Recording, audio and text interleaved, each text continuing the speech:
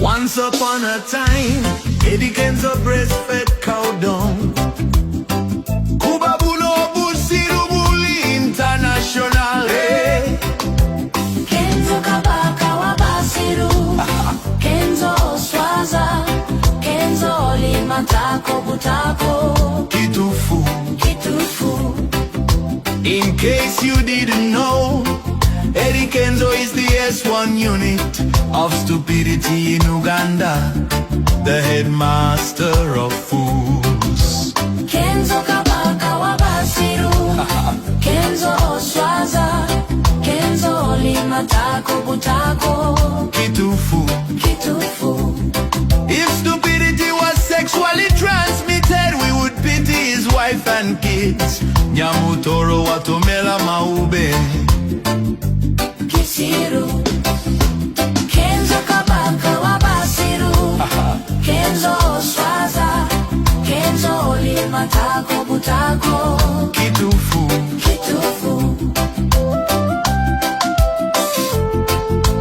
Agamba nti Uganda oseka ukaba omwana ayingidde studio n'afulumya oluyimba n'aluyita Eddie Kenzo. Naye munnange owulira message eri mu luyimba olwo. Mutabani wa brigadier simanyi ukigenda kumuleka bba wa minisita omubwate naye nga ye bulijjo akugamba nti yabimanyiira. Agambye ye bamuvumyevumye dda teri kyogenda omuvuma ekipya ekigenda muluma. Ye bulijjo bw'agamba naye audio yiyo nga wogiwulidde ffe tubaawo munange kubanga tukutuusaako byonna ebitambula mu ggwanga Uganda. Nga tweyongerayo nga tugenda mu maaso abange mwalabye mutabani wa mugenzi Afande Omar. Bannange omwana yayogedde nga n'amaziga gamuyitamu. Amaziga g'omusajja gava wala naye omwami ono bino. Bantu bange ekintu okufiirwa si kyangu. Nabadde ninako ekintu ekyabadde kinnyize nezija essimu nenyigamu ennamba ya muzeeyi wange yawummula. Bantu mmwe omanyi okukubira omuntu omufa essimu naye nga tokkiriza nti yafa dda? Si byangu. Omuntu gw'oleeyogera naye buli kadde nga tosobola kumukubira essimu mu kaseera kano. Nzijukira nali mpomerwa nnyo piraawo paka we bamufumba ewaffe ku lumbe lwa muzeeyi. Okuva ku olwo piraawo yantama era neeta mu muceere. Twafumba piraawo zaali ndowooza kiro nga 3. Ambulensi tetuziwa nnyo kitiibwa paka ng'esitudde omuntu wo. Ze nali siyingirako mu ggwanika nali ntya emirambo naye sikyatya mirambo, sikyatya yadde kuyingira eggwanika.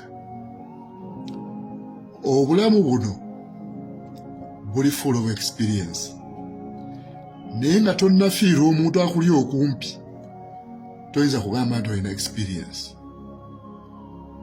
Kibeerawo permanently nga tekivaawo ne weekanga ng'amaziga gazze ng'omiisinga omuntu nemanya obugumu neera neesanga mbreakinze down nga nnoonya muzeeyi wange. Nkimanyi kyenjogerako oba wali ofiiriddwako okitegedde. Regardless, we move. Nze Divine tegabadde amazima agakaawa. Amaziga g'omusajja gava wala naye wowulira ne mu speech ye olabira ddala nga omutima gwe mumenyefu. Oba oli alina by'ayitamu yandigambye nti singa dadi wange gy'ali nandibadde munyumizaako, singa dadi gy'ali yandibadde akola bw'ati. naye bambi yagenda yava mu bulamu bw'ensi eno. Nga tuvuddeko eyo era nga tweyongerayo mu mawulire ag'enjawulo bingi nnyo bye ngenda okuba nga nkuwa. Ensonga za Nabbosa zikyalanda era nja kuba nga nkuwa omu ku omu ku ndowooza z'abantu ze boogera ku ntebe y'Emityana, Woman Member of Parliament Mityana, era ku mukyalo ono eyaweebwa kaadi eya NUP. Nabyo mubaka gwe baagala alipresinge Joyce baagala bamita Proscovia Mukisa ayi mukama tujogeddwa ogamba Nabbosa kiki kye walabye mwami gashuba tubulizeko walabye ki gwe walabye ki banange Proscovia Mukisa Jesus siraba Nabbosa taqualifying na kubeera mu debate ya kindergarten uno katuno Nabbosa hawla oyo yagambye nyina we namulabidde bamubuuza bonna oba ogenze mu parliament kakiiko kiko yagala okutulako n'agamba aka entertainment n'atuuka n'obaga nti parliament etuula every after 5 years parliament nti etuula every after 5 years. Abamu batuse n'okugamba nti kino kiwe abakulu mu kibiina kya NUP ekyokuyiga nti abaana bano abaweebwa kaadi nga tebanakola interview zonna wakiri mu briefing nti bavune ekyokwogera instead okuba nga ate oba oliawo mbu baswaza kibiina. Oyo golabaawo Nabbosa yayokyezza aba NUP muli mu kwerabisa nga temunnajja mu kamera abaana nga bano musoke mbabuulire ebyokwogera bagenda kwokya ono yayokyezza kyokka n'olaba oli ng'alemerako ng'agamba nti buli lwolaba ambuleera tiikinga kati ono endowooza ye ku byayogera bw'ati oba tonnanoonya ku interview eyo nga tonnagiraba genda oginoonyeeko owulire ekkebe era omulundi guno aba NRM mugenda kulya nga balimi kubanga abantu babuuse wulira endowooza y'omwana ono byali mu kwogera talinaamu yadde bamubuuza ekibuuzo bamubuuza ebibuuzo by'otunuulira ddala nga n'omwana atatulanko P7 ng'asobola okubiddamu. Oli mukazi mulungi wali badde osigala mbina Uganda ne politics tojja kumusobola wayokyezza olabisizza olinga lweyini bwe bamukyaza ne bwe yayokya ate baaba mufaanagana mwandyewasiza n'okwewasa bakubuuza birala oyogera na birala.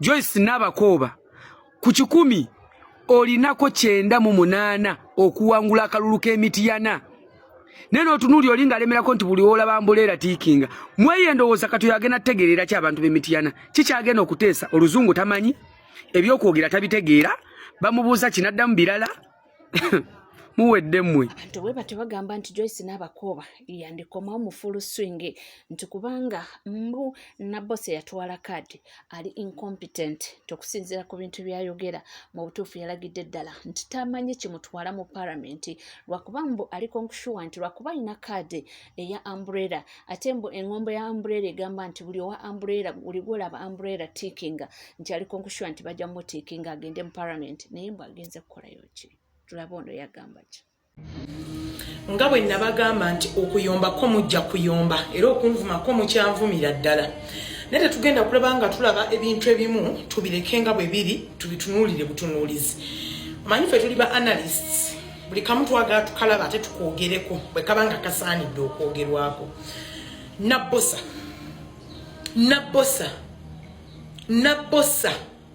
nkuyisa emirundi emeka biki obedda byoddamu ku TV abula bannange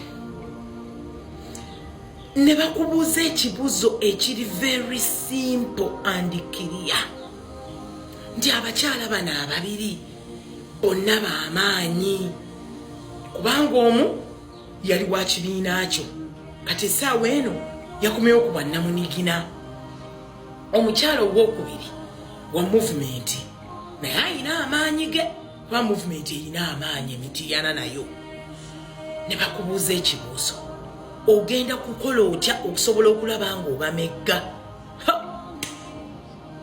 wasoose nakubirowooza kweggamba nga bikusobedde ko gwe kwe kujja ate olyoka otwanukulire mu mbeera mbu omwaka guli giri emyaka giri badde batiikinga ambuleera gwani akugambye nti ku luno bagenda kuba batiikinga ambuleera yokka olowooza abantu abamu tebaabuuka mukwano weebeereremu kati owambuleera ataakola gw'omusuubira abantu okuddamu omuwaakalulu oba mwe mulowooza nti abantu mubalabako amatu mulowooza po tebategeera bannange bwe muba temuli ready ng'okimanyi toli ready for the interview please stay at your home don't make yourself relevant because at the end of the day ogenda kwokya era nga bwe wayokyezza bw'oba toli ready okubeera mu interview gituulamu okubeera interviewed please sit at your home and relax soka weesetting omanye biki by'oteekeddwa okubaako bw'oyogera mu camera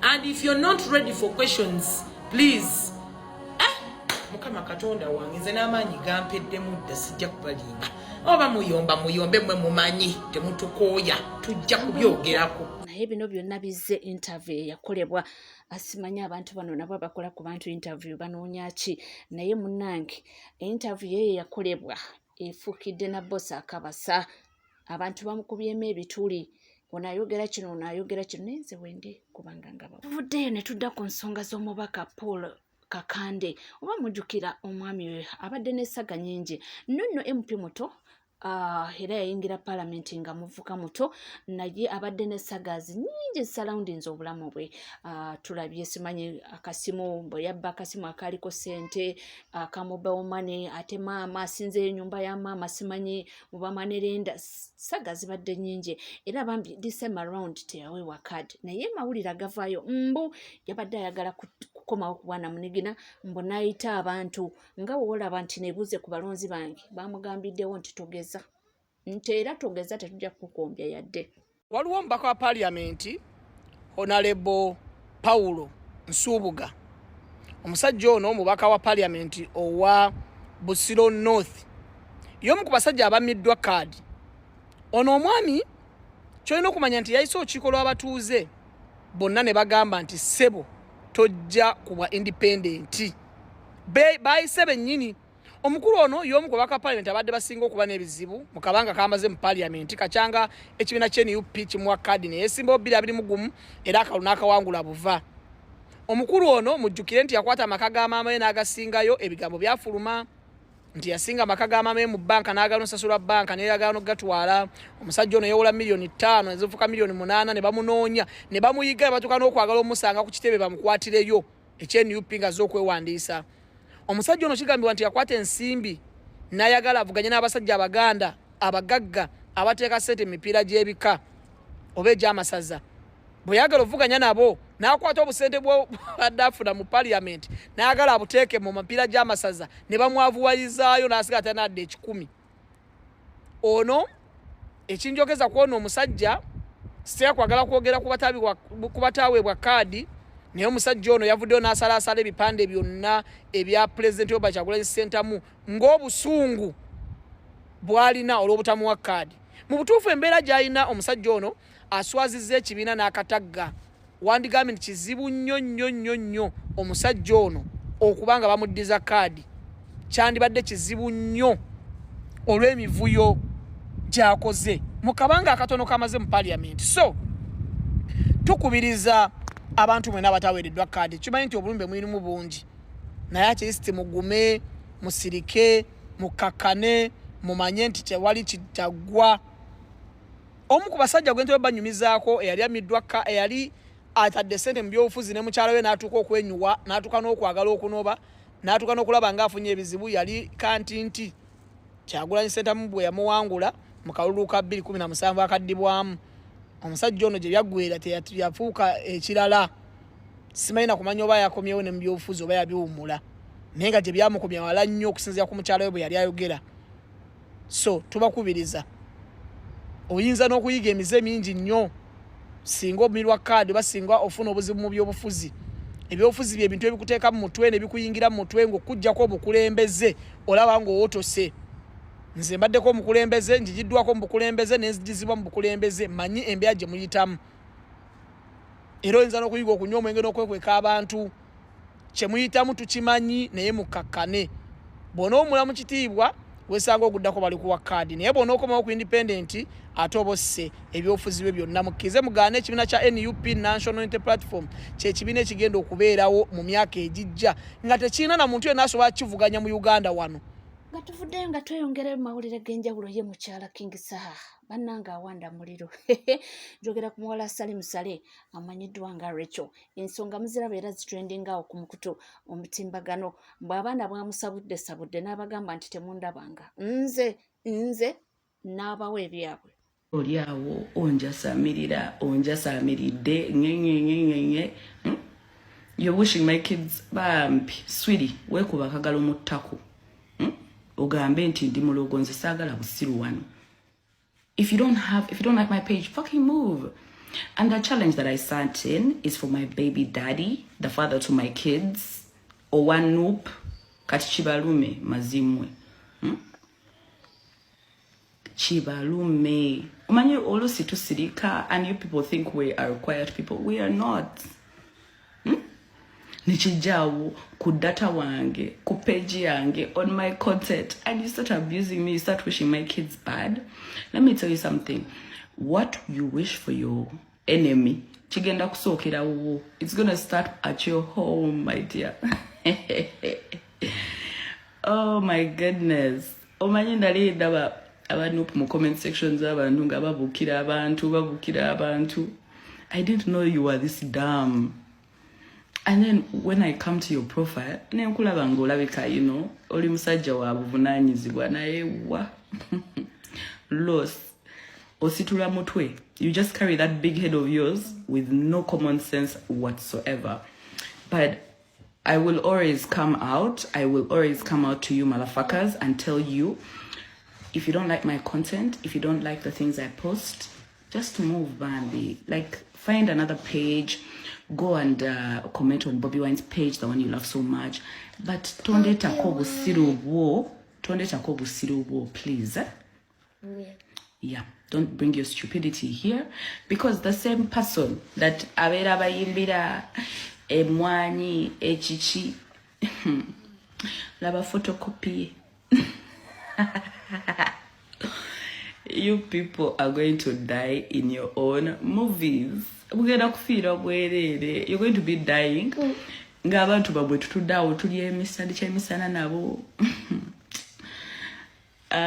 guys, like, anyways, the point of the fact is, if you don't like my shit, move.